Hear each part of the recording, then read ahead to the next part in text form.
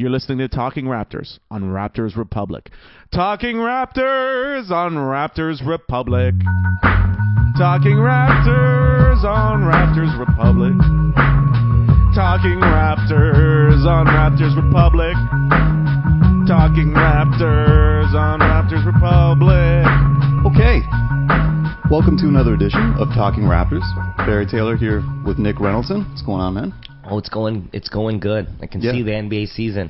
It's close. I can see it. I can smell it. The light at the end of the tunnel. It's coming. As always, broadcasting on Raptors Republic, raptorsrepublic.com. Once again, we're bringing credibility to the podcast. We got to do it somehow. We've got to do it. Brought a guest. It's another big one. We're excited to welcome to Talking Raptors from Open Gym, Jeff Landicho. Great to meet you guys. Great to chill. Good to hang out. Thanks for coming, man. No problem. No problem. Love your show, obviously. Big fans of Open Gym. Got so many questions. Pumped that you could do this. Yeah. 6 from a 6. First things first, we got to give Drake his royalty. We got to give Drake his royalty money. Just so we can... There it is for you, Drizzy. Hope the ankle's all right. He hurt his ankle. Did he? Yeah. What happened? Yeah. Jumping around a lot, I think. Had to postpone some tour dates. Really? Yeah. Hope that doesn't affect his global ambassading. I think that's why he postponed them. He's got to get that ankle ready for the season. Yep. Thing 1. Let's get to know you before we talk about the show. You from Toronto? Grow up in Toronto? Yeah, born and raised in Scarborough. Been a basketball guy since I was out of my mom's womb. Yeah. We come from a Filipino family, so basketball for us in the Philippines is everything too. Just like places like Lithuania. Every kid grows up playing basketball, and it filtered down over here to North America. You will find like 8 to 10 Filipino basketball leagues across the city, and me and my brother were playing ever since we were probably like 5 years old.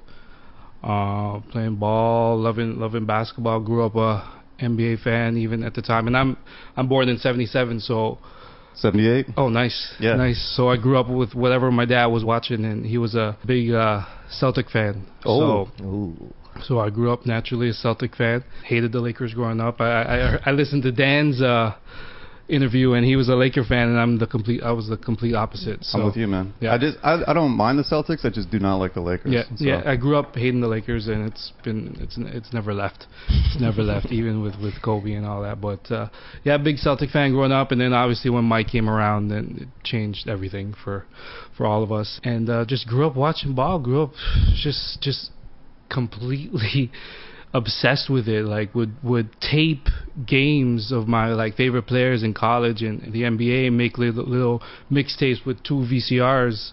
Awesome. Like Nick Van Exel in Cincinnati and Kenny Anderson at Georgia Tech. And do you remember when he did that move against Bobby Hurley? On Bobby Hurley. I used to try to do it all the time.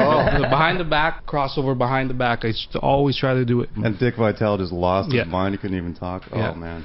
Yeah, so Jalen Rose, I was a big, huge Fab Five fan. When I first saw them on the screen, I thought they were wearing black wristbands on their ankles, right? And not knowing they were socks, because no one wore black socks for any sporting anything. Is always you associated with like grandpa socks, right? Right, yeah. So for the first little while I was wearing wristbands on my ankles, thinking I was like being just like them. But yeah, just a huge basketball fan growing up, and when the Raptors came, it was lights out, obviously. Did you ever we're talking about bootleg gear, did you ever do the sock move where you cut the foot part of the sock off and use it as an arm sleeve? No. I was never a fan of anything on my arms, and that was just a personal thing. But I probably would have done that if I was a big arm guy. But I never liked anything on my arms. I always did the Michael the way he folded his sock. Obviously the tensor band on his calf. Yeah. But I probably definitely would have been when AI came out with that arm sleeve. I probably would have done. AI was the reason why I did it. I'm ruining some socks. Yeah. And they were my dad's socks. It sounds like a very Scarborough thing. It's a very Scarborough thing. Yeah. But I mean, he's from Scarborough. So what part of Scarborough? Are you guys from the same area of Scarborough? Like Morningside and Ellesmere, just outside of Malvern. We're in between West Hill and Malvern. West Hill used to kill us in basketball. Oh yeah. Destroy us. All right. Yeah, I'm Brimley and Finch, so I'm other side there. Fair enough. We're holding down the east end, the very east end. Scarborough hard. Yeah. So basketball is your number one passion growing up. Any other sports or No. just all basketball? All basketball. There was no time for anything else. No time for homework. No time for nothing. Just ball. basketball. And then you're making the mixtape, so obviously you've got some interest in the sort of production and visual side of things. Did you go to school for that, or was it self-taught? Yeah. So without even, it was just so funny when you think about like what you were doing when you were like 8, 9 years old, and not even having any clue that you would end up doing what I'm doing now. But I was about 22-ish, I believe, and I just got laid off from my job. I was doing some office work, some admit work at an office job, and I just found out I was expecting a baby, and right around that same time I got laid off. So it was a good time for me to reset and try to figure out like what I wanted to do with my life, and just looked around for any programs that I wanted to do. I went to college before, but just took business and just played jits the whole time. But stumbled upon the broadcast journalism program at Seneca and applied, and there was only about 50 or so that they accepted out of thousands, and luckily I think my age played a factor in me being accepted, because a lot of the kids were obviously younger, and they knew that I would take it a little bit more seriously, right? But yeah, I got in, and then the program is catered to the on-air aspect of the industry, and so we're doing newscasts and doing entertainment hits and weather, that green screen, and remembering the provinces on a green screen is just, it's comical. Because it's backwards, isn't it? Yeah. Like it's like you're facing, say you'd be facing east technically, and then it's south. Isn't absolutely. That how it works? Yeah. Right. So I was telling you guys off camera, I just found out quickly that I didn't want to be on air. I've always been a low-key kind of guy, and soft-spoken and pretty reserved, and Akil Augustine actually was in my class, and Andy Petrillo, who's with Hockey Night. I believe she's with CBC right now. She's bounced around a little bit. She was in my class too. Oh wow. So it was a good program, 2-year program. And to backtrack a little bit, I think it was about 98, 99, I started doing game ops with the team. So the guys who picked the contestants for the contest, bring out the trampoline for the Raptor. So I'd been around the team a little bit, volunteering. And when I graduated from college, my boss at Game Ops knew the guys at Raptors TV, and that day they just happened to be looking for a volunteer for their Raptors Today show that was just starting. Right place, right time. They sent my resume, went in for the interview, kicked the door down, and meant to be, man. Yeah, meant to be, dude. That was 2004 when I started at Raptors TV. So it's been a while. Can I get a thing too? You're in now Raptors TV. How long until Open Gym becomes a thing? Where did Open Gym come from? What's the origin, I guess, of Open Gym? Yeah. So when I first started with Raptors TV, we're just helping out with like the highlight packs and rolling items for the live shows, the Raptors Today, the pre and post game shows. And then after a year, they started doing these little features, more storyline features that they wanted me to try and cut for the pregame show to kind of spice it up a little bit. So started doing features, got a little bit more in depth with storytelling, and I had a class back in school. My last class of the semester was a documentary class, and we made a documentary, got nominated for a bunch of awards, and that's when I found my calling, that last semester of college where I knew where I wanted to, that this was it, right? So eventually NBA Excel actually came back to Raptors TV. It originally was created by a guy who works at Raptors TV now, and they brought the show back after it left Sportsnet. And then right away I was involved with the show for about 4 years, and the last couple years I was the main producer of the show. The previous producer left for ESPN. And she's winning Emmys and all sorts of stuff. She's doing big things. Sharon Coombe, who pretty much taught me a lot of the stuff that I hold on to today, as far as the shoots and storytelling and how to be around these athletes and how to get the best out of them and how to make them feel comfortable and all that kind of stuff. So NBA Excel, I was producing that show for a couple years, and within the show I had a great time with that show because it gave me a chance to just do whatever came to my head. So anything to do with basketball culture, be it sneakers, be it fun stuff with the players, be it profile pieces and backstory pieces, and that's when we started doing some of these deeper pieces and some behind the scenes stuff, and the team started getting a little bit more familiar with me, and we started doing some stuff with the players, and soon enough DeMar gets drafted, and we did this piece. It was called One Rookie for the entire season, documenting his rookie year. And one thing led to another. A lot more specials that we were able to produce behind the draft. We did a Jonas story. We went to Lithuania. They sent us to Lithuania. We were able to do a huge full-length piece on him the May before he came to Toronto. Wow. What was that like? Oh, it was amazing. He's a rock star over there. This is when he was 20 years old. But seeing the other side, seeing the club ball there, the pro ball there, and being around the team in Europe is obviously a lot of the philosophies are the same, but the resources aren't. Right. So yeah, being in Lithuania and for it was 3 or 4 days was amazing for me. Like, I don't even really travel. The only time I get to travel is through work. Through work, yeah. So I've been able to go to some crazy places, and Lithuania is one of them. We were in Vilnius and for a few days and got to see a couple of his games, and we were with Alex McKechnie, the director of sports science. It was the first time they had met him, so they brought us along with Alex to go check him out, and we knew right away when you saw him, you can see he was going to be all right. Yeah, he was going to be good. So yeah, we did all sorts of behind the scenes specials, training camp specials, and then 5 years ago we decided to make a pitch to Brian Colangelo, on doing a show for the entire season. And in our ask meeting with him, before we were able to present our pitch, he asked the group what they thought about the idea of producing a behind-the-scenes show. And we're like, well, here's what we were thinking, because we were thinking the exact same thing. Yeah. So it was he was on board right away. It was right around the time when the association came out, and all these 24/7 and all these shows became a lot more acceptable. And right. The biggest key was getting Coach Casey on board, and this was his first season. Right.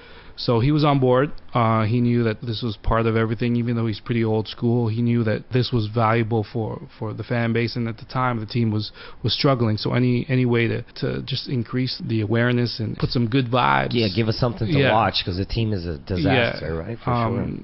For the brand, it was valuable. So he was on board, and it's been 5 seasons now, and been crazy ride. It's an amazing show, man. Unbelievable. Yeah. It's a great story, and it seems like the stars just aligned. Like everything is boom. That's the thing. You gotta be lucky, and you don't want to discredit like your hard work, but luck did play a lot with the path, right? But I'd like to think that everyone involved put themselves in a position to get lucky. Absolutely. Right? So yeah, you got to be good to be lucky, right? You got to get lucky for sure. Nice. Are the Raptors the only team with that kind of show? Does any other team have that?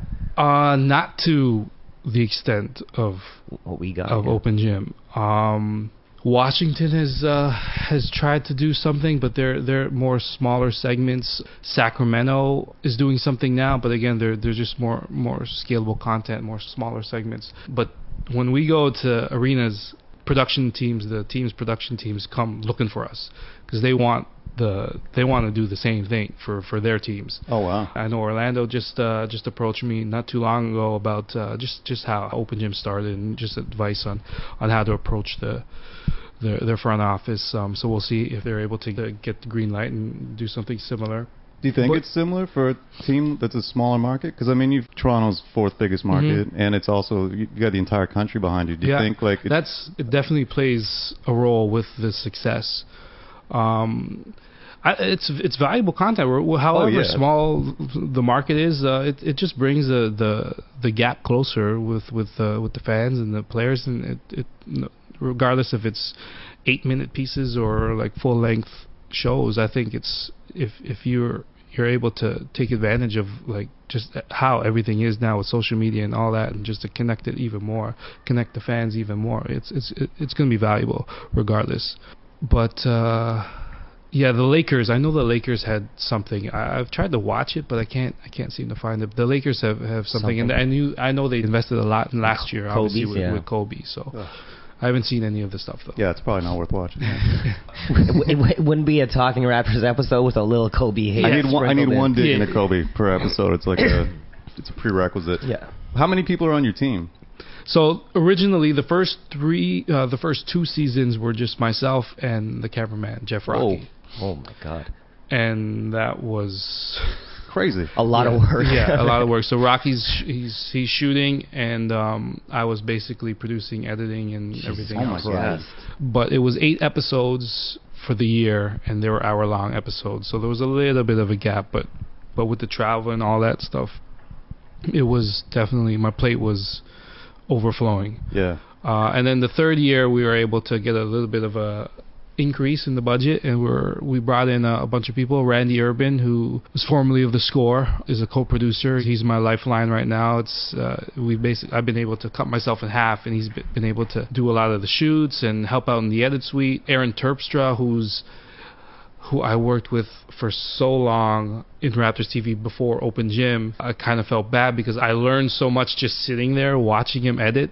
And when I was editing the first 2 seasons, I just felt like wrong that I'm editing this show and he's not a part of it. He was Right. doing all sorts of other stuff.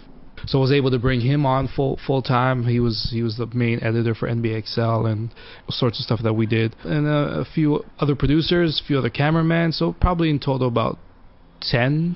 We got a team of 10. But All yeah. traveling with the team? No, just myself and Rocky travel with the team. Okay. On occasion, Randy will sub in for me if we've got some conflicts or whatever. But yeah, it's just myself and Rocky on the charter. And Jeff Rocky's the best. He's the best.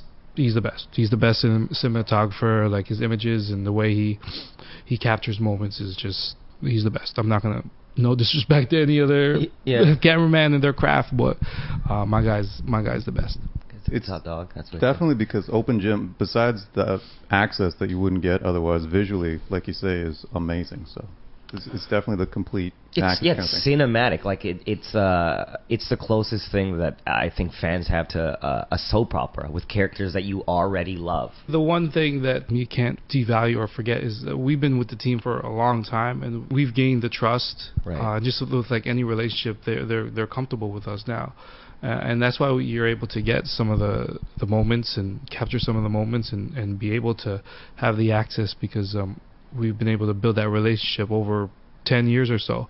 So that's the challenge for other teams is, yes, the content is great and yes, the content is valuable and all that, but just to come in and start a show from jump and bring in cameras in sensitive situations that players and especially front office and coaches aren't used to. Mm-hmm. It's a challenge. So that's the thing that we had going for us is we've been around the team for a long time, from Jay Triano to Coach Casey to PC, even a little bit with Glenn and Babcock. We were doing stuff. So we've been around for a few regimes. Right. So the players kind of see a familiar face and trust you, not to show them in a bad light, right? Yeah, and we're basically each of the guys, we're the first person that they see when they come off the plane or whatever. The team asks us to go with one of the Raptor reps and pick up the players from the airport, so they get used to us right away. And after a while, they see what Open Gym's about, and they're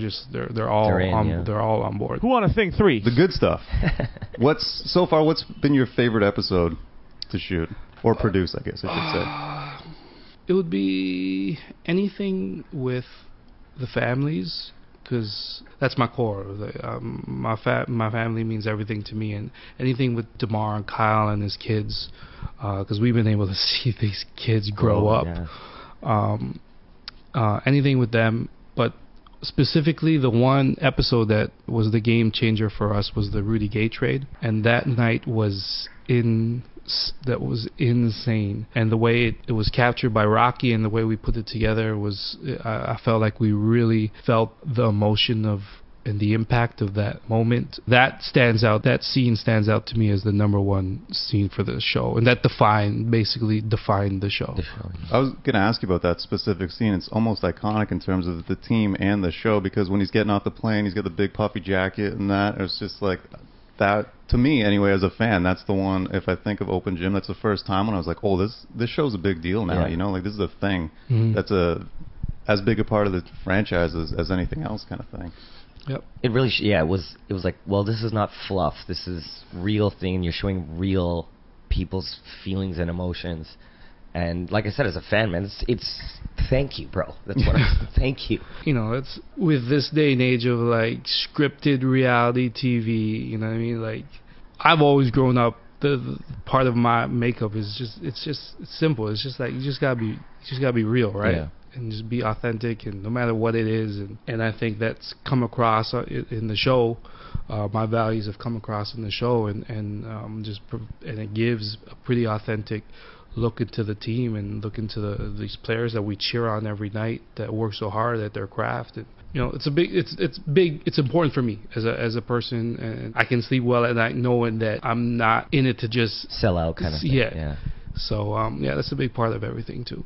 Are there some players that are more fun to work with than others? They all have their things about them. Jonas is just a joker, constant joker. Kyle's great with us. He loves the show. All these guys have something about them. They've warmed up too. Like Terrence was really reserved the first couple of years with the show, and now all of a sudden you can't shut them up. But it's just like anything. These guys are growing. They're becoming more comfortable in their own skin, and we've been able to witness like how far they've come as far as just people. So all the guys have their thing about them. Jonas and Kyle are definitely jokers. Yeah. Can you said before that you learned a few tricks on how to make people open up. Can you share any of the? What are your tips on? Let's say a guy's kind of quiet and you know there's something there. How do you? It's just all comfort level, right? Yeah. So me and Rocky are pretty easygoing. Rocky's a joker too. So I think right off the bat, the guard isn't there because they see us. That we're just like having fun. Yeah, we're just like we're pretty laid back and pretty chill guys. And even though I look young, I feel like the guys are pretty comfortable with just who we are, and it just sends a comfort vibe throughout the whole situation. And the one thing that I always, and I said this in the meeting, the first pitch meeting with Colangelo, is yes, we want them to be comfortable, and yes, we want them to be authentic and all that, but I don't want to get to a point where they're too comfortable in front of the camera and we're in practice and all of a sudden they start like playing to the camera or something like that. Right. There's a line that I want to make sure we don't cross where we become a distraction to the team.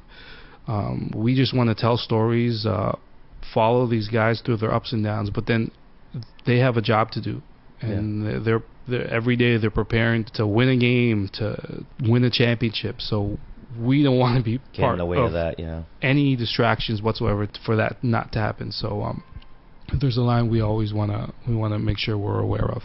Thing 4. Are there any negative aspects to the job that, or restrictions or sort of things that, I mean, everything just sounds awesome. Is there anything where you're just like, oh, I wish this was a little different, or has there ever been an incident when you're like, had any backlash or kind of negative reaction from the team or the ownership or anything? No. That's the thing about them trusting us. They know we're not. The show isn't about exposing the inner workings of an NBA team or exposing some sort of dirt on a situation or players. So they've grown to trust our judgment. There was a couple times where Colangelo, there was the draft. The one shoot that's really sensitive is the draft. Mm-hmm. And there's a lot of stuff that the draft is fascinating. If you're able to be a fly on the wall on draft night, it's something to see. But there was a couple times where Brian gave me a call. Was just like, no, we can't show that stuff. Yeah. But other than that, I hate to sound boring, but it's all been good. Sailing, yeah. The only thing on the personal level, the biggest thing for me is the time and the travel. I have an 8-month-old now and 2 stepkids, and my son's 15, so 4 kids altogether. So it's tough trying to balance it all and juggle it all, and the travel it's no joke. It's a serious grind. Yeah. But thankfully now you got Skype and you got all these things that can keep you connected. Yeah. So it helps. It helps a little bit. For Do you sure. do you have like when do you have time off? Like I mean, because you got preseason. Do you do summer league Well, stuff even too? yeah. Oh my Oh god. my lord. Yeah. So when do you Yeah, stop? so this year was literally the shortest summer ever, and the last 2 summers I've gone with Masai to Africa Wow. That's for a amazing, month. dude. What's that like? Oh, there's not no like safari. This is real Africa. We're going in the slums with Masai. This year I didn't go, and they went to 6 countries this year. I went to 4 countries last year, 5 countries last year. So yeah, there's no off season. I did take off when they were in Africa. I took off for nearly a month and just stayed home with the baby and didn't do anything. That's when the Jays were kind of struggling. I didn't want to watch sports, nothing. I just wanted to unplug and disconnect and take advantage of a little bit of time off, but you really don't have much of it. Is Masai Ujiri as nice a guy as he seems like on camera? Yeah. He's just genuine. Yeah, he's dude. another real guy. He knows like where he came from, and he remembers where he came from, and he never loses sight of that. And the stuff that he does with the kids and the stuff that he does back home in Africa is just, it inspires us. We can't help but be better people when you're around someone who's like just truly cares about like getting the best out of everybody. Yeah. Like everybody, and for you to make a difference and make a positive difference in whatever you do, a positive difference in your house with your family, or a positive difference as a basketball player. And he's a true leader, and he's the most down to earth guy as well. Like I married, my wife is from Buffalo, and we got married in Buffalo, and he was invited to the wedding, and he drove all the way down, got stuck at customs. What?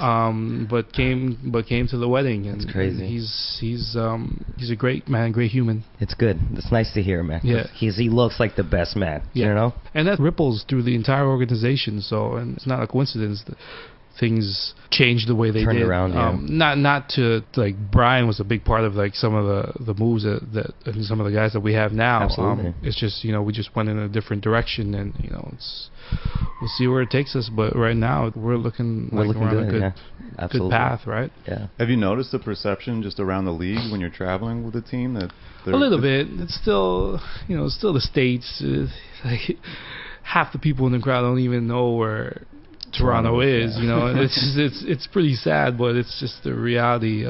Especially when you go, obviously the Chicagos and the New Yorks and these places, they know Toronto, like the Bostons. They know what Toronto's about because they've had so many battles with them. But Toronto's still Toronto, and the Raptors, even though they have had such great success, they're still no one looks at us as Still the underdog. Yeah. Do you think it's going to be like that forever? Just because we're Canada? I think maybe if you get like a superstar, then it will change, because they were kind of changing when Vince was here, right? Yeah. But when you're a team built like this, you look at the roster. Each one of these guys have been doubted or underrated through their whole career. Yeah. And it just goes along with what we're all about with the franchise and the whole We the North thing and the whole movement, the whole franchise. It's always been, has never been taken seriously. And all these guys, they've had a chip on their shoulder because they've just all been doubted, like every single one of them. I'm thinking now, yeah, every single one of them. It just plays with everything that we're all about, and we're always going to be the outsider, so we're cool with that. Yeah, absolutely. Do you think the Drake Association has helped? Oh yeah, it's definitely huge. Like it's huge. Maybe not so much with the awareness from the casual NBA fan, but with the players from around the league, absolutely. Like there are guys who just, that's the first thing they think of is with the team when they think about the team is Drake, and obviously we probably take him for granted because of where we're from, and we constantly see him, but a lot of these kids in from around the league, they grow up loving him, so it definitely plays a role in when you look at the franchise and when you look at like how intriguing it is, it definitely plays a role. And you guys, I mean, obviously he's been featured on the show. Have you worked with him? Yeah, a little bit. We've followed him through a couple of Drake nights. We followed him through the through the game. I sat down with him when he first became the global ambassador. Nico, his good friend Nico, is a good friend of mine. We grew up together. He's from Scarborough too. Nico plays on my basketball team. So, yeah, Drake's a good guy. Like, he seriously is a good guy. He's smart as heck, and he just knows the business and knows the right move and say what you want about his music and all that kind of stuff. But this pride that Toronto has, he's like a massive. He's probably the biggest reason for it. Like, when we grew up, no one wanted to rep Toronto. No. Everyone wanted to be from New York. Everyone wanted to, even when it came to music and the artists coming up, like, no one took, the people in Toronto never took Toronto seriously, and now all you see is Toronto gear, and every new designer is all about Toronto, and that all triggered from Drake. And even though we've had so many success stories with actors and artists and all that, none of them rep Toronto like Drake. So say what you want about anything else, he injected this pride in the city, so you can't deny that, and that's filtered to the team as well, because that's great for the Raptors, because you're just looking for, that's the thing about Canadians too in general, and Toronto, you're just looking for an identity, right? Because we've always been the little sister to the States and all that, so he's helped provide that. 1, 2, 3, 5. Thing 5. As a basketball fan, not open gym related, what do you think of the Raptors coming this year? Can you still be an objective fan, like working for the company, or is that kind of difficult? It's hard. Yeah. Every year you think, no matter, like, if you have Vashawn Leonard and Lamont Murray starting for you, you always think that they're going to be like a powerhouse. You always hope for anyway. But the fan in me is still there. I get. I'm not the way I used to be. When I used to go nuts in my room watching the Raptor games, and even when they're like in their first years in 95, 96, 97, I would like throw stuff and get so mad at every loss. So that was a lot of throwing. Yeah, that was a lot of bad times. But that's still in me. So, but I'm just obviously I got to be a little bit more calmer now. But I think they'll be fine. Kyle's the thing about this team. If he stays healthy and he's able to sustain the level he played with last year, they'll be fine. They've got plenty of weapons throughout the roster, and that was the key. That Washington year is, Kyle's production and his body kind of started breaking down. That was the key in the downfall, right? So, as long as Kyle's right and Kyle's good, we'll be right up there with Boston and Indiana, and hopefully give Cleveland a problem in the playoffs if we play them. But the East is looking real nice right now. It's getting strong. Can I please 6 things? Thing 6. What does the future hold for Open Gym? Where do you guys have any goals? Is it sort of? I mean, I guess part of it is as the team evolves, your show evolves, right? Mm-hmm. So it's not so much. It's sort of you're just documenting this evolution. But is there anything you guys have, specific goals or? For us, we just want to be able to tell the stories, try different ways to tell our stories, go deeper in the backstories with all the guys, not even just the roster players, but a lot of the support staff and a lot of the front office members, and continue to tell stories about basketball in our city. But it's a year-to-year thing, We'll see every year if they're cool with doing the show. Every year it's been fine. So as far as long term, who knows? I've never been to think too far ahead. We just try to soak in the moment, and we'll see where it goes. Could there ever be like a feature film on the Raptors? Yeah, that's definitely an idea. We just released the Giants of Africa documentary. Mm-hmm. I was one of the co-producers for that. Worked with Hubert Davis. He was the director, and doing a feature length film like that. That was the first time I've ever been a part of something like that, and working on a feature length documentary like that is something I'm very interested in. So if we were able to, at some point, think of the right story, find the right story to do some full-length feature on the Toronto Raptors, I'm all for it.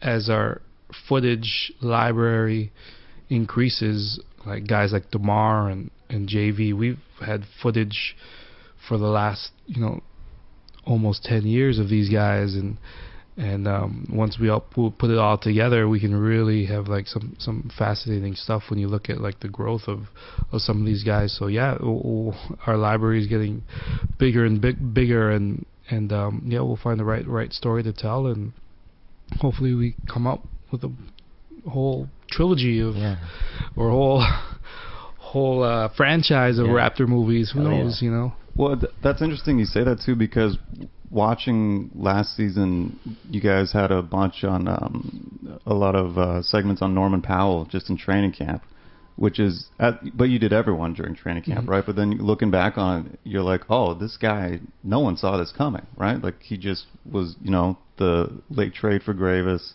goes to the D League, comes out, and now everyone's talking about he might be our 7th or 8th guy, Yeah.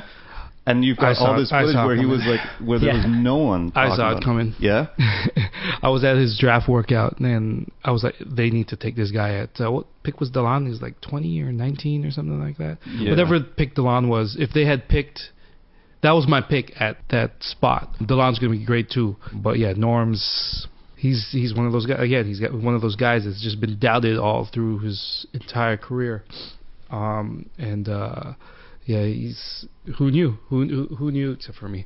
Well, I mean, because there's the one footage you guys have of that episode where he's doing the one drill where he's just Superman dunking drill, back and forth. It's insane. Yeah, that's insane. Yeah, and then he ended it with a 360. Yeah. So yeah, I think it's like 1 minute. They put the ball down and you go up and you try to explode to the basket, explode constantly, and that's tough. A lot of people can't just jump off 2 feet and dunk the ball, but for him to do that with such power and it was like 10 in a row ease, or something, yeah. Is there anyone else like that you got a feeling about right now that's sort of under the radar? Oh, Pascal's going to be a player. Oh yeah, absolutely. And he's shown a jump shot that I had no idea he had. So once he gets a little bit more comfortable in the timing of the game and the flow of the game, I think we're going to see he's going to be, they'll leave him open. And I think you'll be surprised at his jumper, but he can finish around the net. He has good hands. He's athletic, obviously the motor and all that kind of stuff. Long, just has a knack for the ball. So he's gonna be a player. I think Jakob's gonna take a little bit of time, just like any big. Mm-hmm. You always have to give him a couple more years to develop. But Jakob's gonna be a great player too, and you just gotta keep it basic. Just set solid screens. Be quick on the rotations on defense and just be a presence, and he'll be fine. Don't make things too complicated for him, and he'll be fine. Nice. Jakob will be fine too. I gotta ask you, just as a fan of the team, is this Terrence Ross's year, man?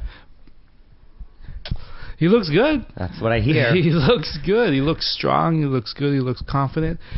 And there's another guy who, in high school, he had a great couple years in high school, and then he transferred to the D.C. area, and then kind of got lost in the shuffle when it came down to recruiting time, and people felt like he wasn't going to be much of a player, but he proved people wrong, and got to Washington and earned some minutes, and then even then still, it took him a while to get notoriety. But like speaking to his mom, he's like, she has no doubts that eventually it's gonna click. Yeah, it's gonna click.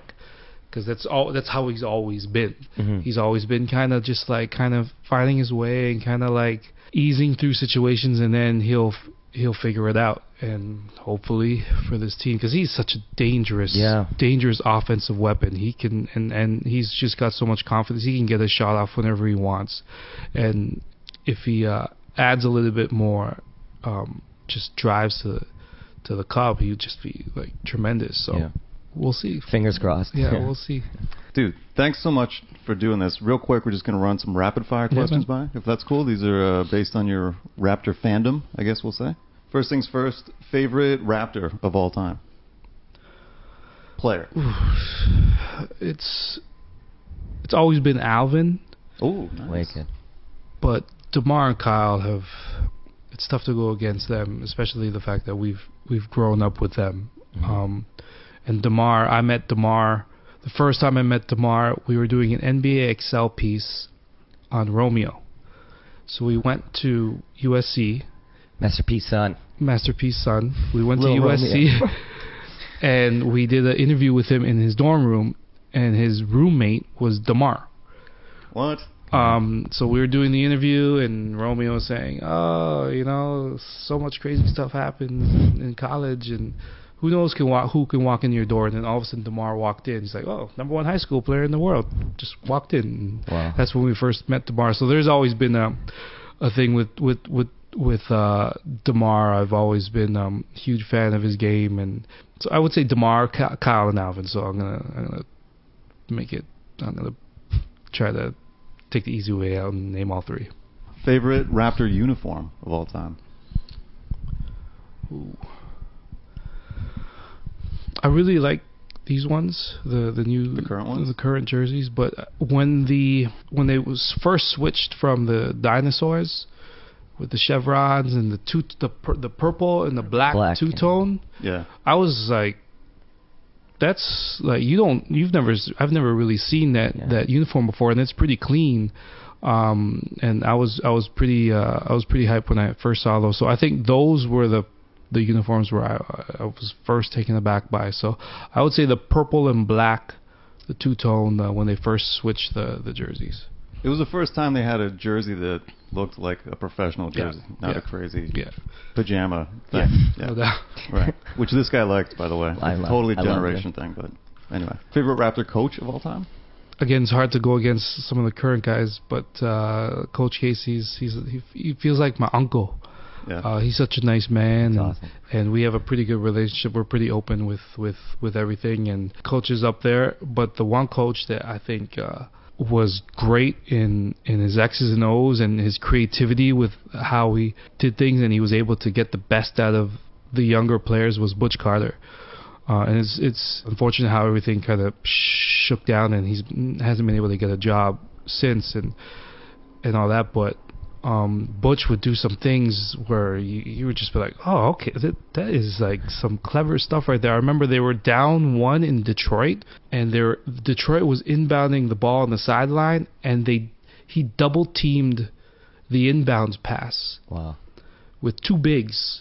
Oh yeah. And forced a turnover, and then Vince went up and laid it up, and they took a lead. So stuff like that, like just a little unorthodox with some of his tactics, and I've always found that fascinating. Favorite, I guess you can go NBA because you work with all these people. Media personality. Someone to call a game or sideline.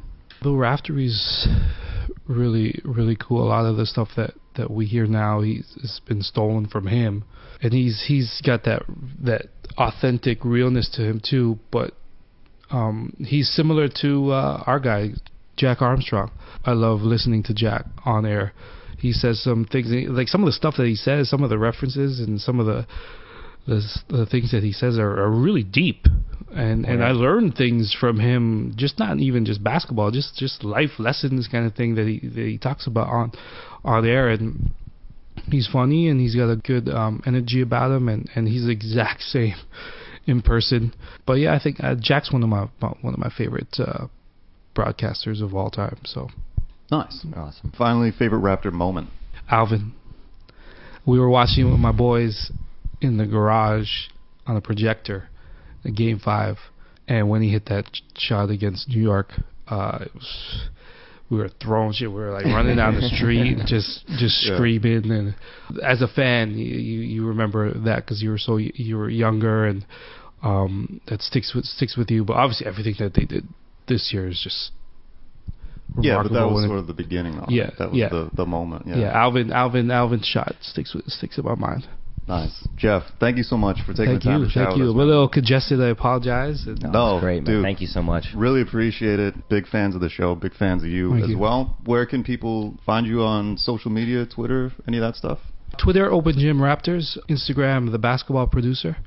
And we try to throw some cool images out there and give the fans a taste of what we see. Obviously, we get a lot of that in the show, but just a more on a personal level. So nice. Season 5 of Open Gym. Season 5 is coming. We're working hard. We're just in the edit suite right now. I'm gonna run back to the end of this week. Trying to finish up the first episode, but yeah, it's coming. It's coming Nice. soon. Do you have a premiere date? For an episode? It's not definite, but we'll release that. I would say in the next week or so. Awesome. Very Okay, cool, man. Jeff. Again, thank you so much No, for taking thank you the time. guys. Thank you. Have a great season, dude. Thank you. Thanks, man. Wow, that was good. That was a good one. That was all right. Yeah. I don't know. We got nothing else to say. I'm just goddamn excited. I'll tell you that much. I'm pumped for season pumped. 5. It's going to be good. I'm pumped for the Raptors. Let's go Raptors, baby. Hit us up on Twitter @Talking Raptors, RaptorsRepublic.com. Go Raptors. Go Raptors.